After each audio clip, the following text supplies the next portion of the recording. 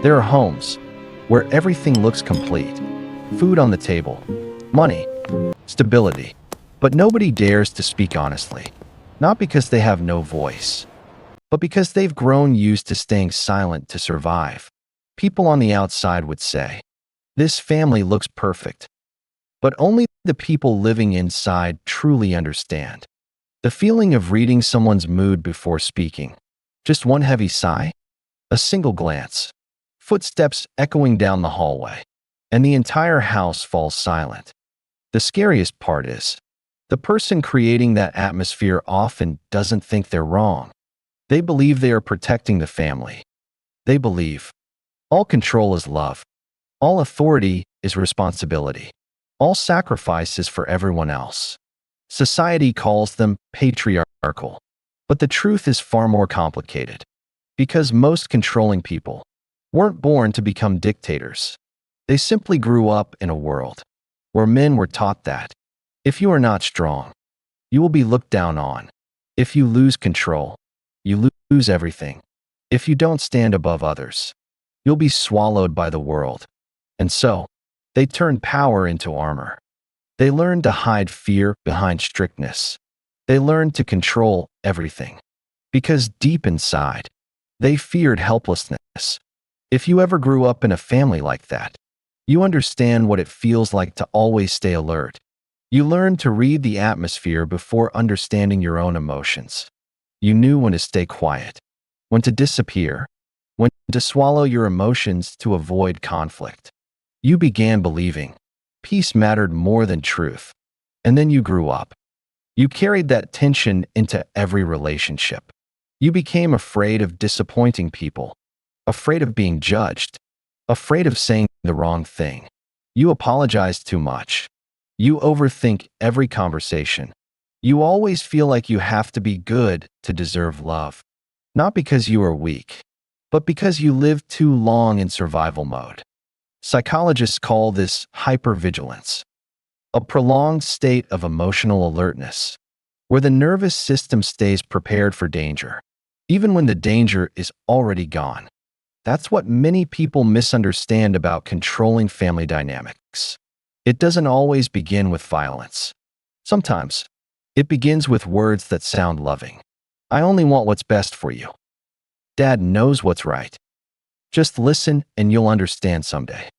At first, it sounds like care, but over time, it becomes a system where one person decides another person's emotions, choices, and entire life.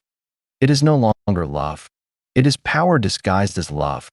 And the most dangerous thing about this kind of control is that it makes victims feel guilty for wanting freedom. You begin doubting yourself. Am I too sensitive? Am I ungrateful? Am I wrong for wanting autonomy? And little by little, you lose yourself, not through one massive explosion, but through thousands of small moments where you chose silence to keep the peace. That's how many families maintain order. Everything still functions. Dinner still happens. The family photos still look happy, but the soul of the house has gone cold. Because wherever people live in fear, real connection disappears. Only obedience remains. And the painful part is, many controlling men truly believe they are sacrificing themselves. They work themselves to exhaustion. They carry financial pressure. They believe, as long as I provide enough money, the family will be happy. But people need more than survival. They need to be heard, to be respected, to be allowed to exist with their own emotions. A child may remember for decades, not how much money their father made, but how the house felt whenever he walked through the door. Safe or tense. That feeling follows people for life. There's a truth very few people dare to admit. Many men grow up never learning how to process emotions. They were taught how to make money, how to endure, how to stay strong, but nobody taught them how to apologize, how to listen, how to be gentle without feeling weak. And so, they confuse respect with fear. They think, if the wife and children stay silent, it means admiration. But sometimes, it only means exhaustion. Sociologists once said something deeply important. The longest-lasting systems of power do not survive through violence, but by convincing people that obedience is normal. That is exactly what happened for thousands of years. Across many Asian cultures, families were once built like miniature kingdoms. The father was the absolute ruler. During times of war, poverty, and instability, that model once ensured survival. One person made fast decisions. One person carried responsibility. One person maintained order. The problem is, the world changed. But many people are still running on old, emotional software. A system where men are not allowed to be vulnerable. Women are expected to obey. Children are expected to stay silent. And when the modern world began talking about equality, many people became terrified because for the first time, they no longer knew who they were without control.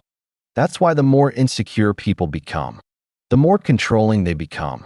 Checking phones, managing finances, interfering with friendships, imposing decisions. They believe if they control things well enough, nothing will ever leave them. But reality works the opposite way. The more they control, the lonelier they become. The more they dominate, the more distant everyone grows. You can force people to obey, but you can never make them open their hearts through fear. That's why so many families still look fine from the outside, while inside, their emotional connection died long ago. The children no longer open up. Husbands and wives no longer have honest conversations. Everyone is simply avoiding conflict to survive another day. That is not a home. It is an emotional ceasefire. And interestingly, today's younger generation is starting to reject the old model in a very different way. They no longer admire men who only know how to command. They are beginning to talk about a new kind of ideal man. A man who can still be strong, but also kind, financially capable, but not using money as control, confident and opinionated, but still willing to listen. That's why the 4T trend appeared. Financially stable, kind, emotionally intelligent, realistic. It may sound like just another internet joke, but underneath it is a massive psychological shift. Because for the first time, many people are realizing that a man's true strength is not making the whole family fear him, but making people feel safe around him. That is the rarest form of power. A man who can walk into a room and nobody has to hold their breath. Nobody has to guess his mood. Nobody has to ask permission to be themselves. That is not weakness.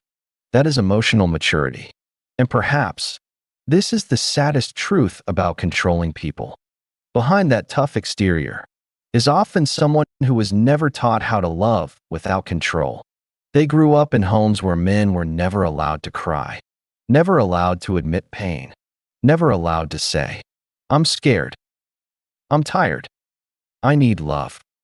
So they learned to hide every insecurity behind power. But power does not heal fear. It only hides it better. And eventually, the price of absolute control is absolute loneliness. You may have a perfectly ordered house, but nobody is truly happy. You may have obedience, but you will never have empathy. Because real love cannot survive where people are afraid in order to be loved. And maybe it's time we redefine what strength truly means. Strength is not always winning every argument. Strength is being calm enough to listen, not controlling everything, but making others feel they don't need to defend themselves around you. And maybe the most masculine thing a man can do in this era is make his family feel free. Not free to leave him, but free to be themselves. If you grew up in a family where love came with fear, please remember this. You are not too sensitive. You are not weak. You are simply relearning what love feels like without needing to defend yourself. And maybe that is the greatest revolution of this generation. Not making more money, not becoming stronger than others, but ending the cycle where people hurt each other in the name